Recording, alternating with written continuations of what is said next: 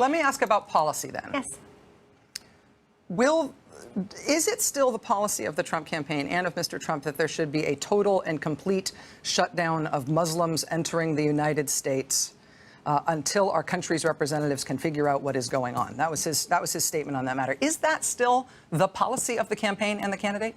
What he has said, and he repeated it, and again, people can pull it up for themselves if they like, Rachel. What he said recently when he was delivering his entire fighting radical Islamic terrorist speech the Ohio speech. That's right, a week ago Monday. Seems so long ago. I know.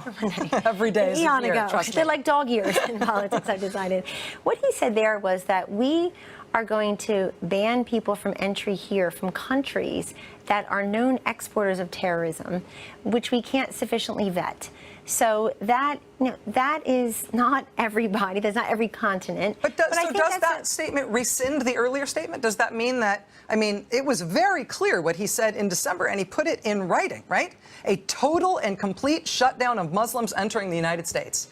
It was very clear. Is that now no longer operable as the statement of the Trump campaign? Should we see this new statement about countries that have a history of exporting terrorism? Should we see that as supplanting that earlier statement? No, I don't think it's supplanting at all. So they both exist? I think that, well, yes, they do, because I think it clarifies it in terms of, well, what does this actually mean?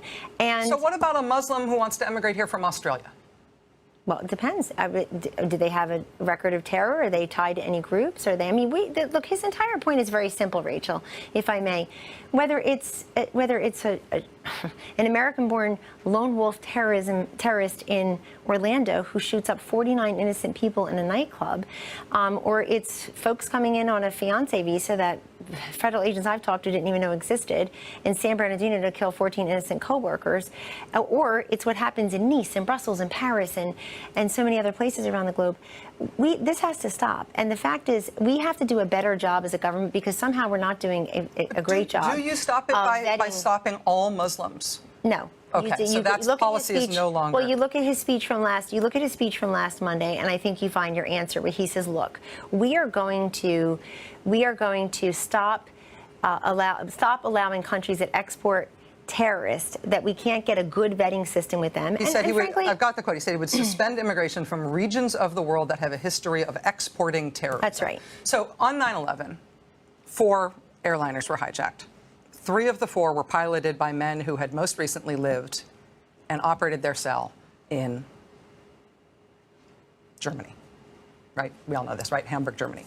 So is Germany a country from which we will not allow immation anymore? No, not wholesale, because there were so many other ways that we could have at least captured, or I should say known that that particular al-Qaeda cell was here nefariously. I mean, who were the people teaching them how to fly a plane in Florida, but they never had an interest in learning to land it?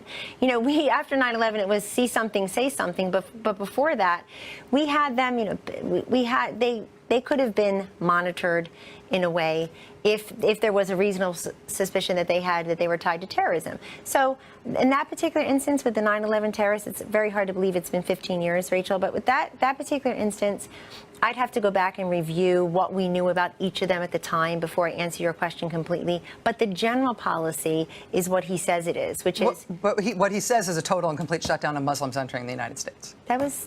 Before. And now but, it's so that's so, but from the region. So you are saying that's no longer operable? I'm saying that you should see what he said last Monday, where he's saying suspend it from regions of the country that are known exporters, like Germany, which makes no sense. Well, so this is, I mean, there's a reason that we keep, again, not moving on from this stuff. This was how, in December, when he made this statement, right? And December 7th, it was like, I mean, every political firework in the country went off all at once, because nobody could believe that somebody was running for president in this country by promising that if you are of a specific religion, you're no longer allowed to come here. And I've memorized, if that's no longer the case, that would be a really big deal. But it can't be that we're not supposed to hold him accountable for that statement anymore, but he hasn't rescinded it. In the same way that his statement of regret, if it's meant to apply to the Khan family, the Curiel family, we can't give him credit for that unless he actually tells us that he's communicated that to the Curiel and the Khan family. The thread that ties these things together is this is all stuff of his own making. And if you want the campaign to not be about this stuff anymore, it seems to me like he's the one who has to end all these controversies by telling us what he really means. You're in a position of trying to defend what he said last week and not refer to what he said in December, but only one of them can be true. Well, Rachel, I have memorized the list of 22 flip-flops that Hillary Clinton has made on policy, and they have nothing to do even with the corrupt Clinton Foundation, State Department pay-to-play connection.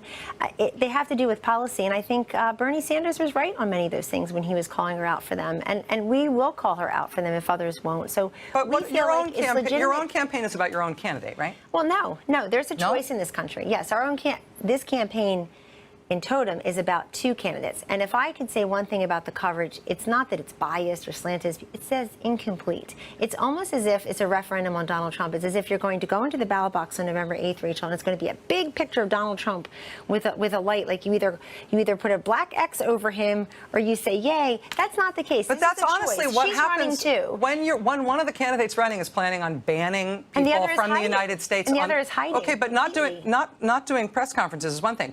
Proposing a ban on coming to the United States for people who have a specific religion, that's always going to be a referendum on that candidate. And I think that's unfair, actually. I think it's actually a disservice to the voters in that he is now giving speeches, several a week, where he is laying out specific policy prescriptions, including on the matter of which you asked me, where people can go and look and they say, I don't believe that, or I don't like that, or wow, I didn't realize that. Let me try to digest this. And this is the stage in an election cycle where voters start to want to hear your specifics and your solutions. Let me ask.